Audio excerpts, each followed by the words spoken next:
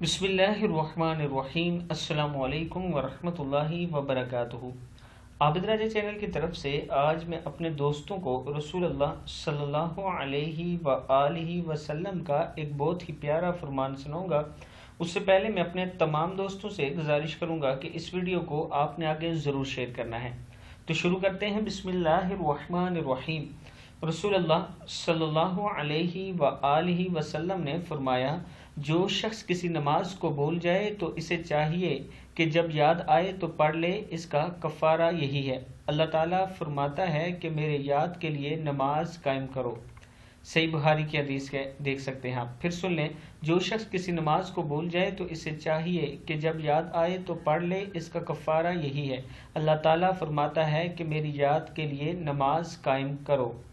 सही बुखारी की हदीस है। मैं अपने दोस्तों से गुजारिश करूंगा कि इस पर ज़रूर अमल करें और नमाज की पाबंदी किया करें। अस्सलामु अलैकुम वरहमतुल्लाहि वबरकातुहू।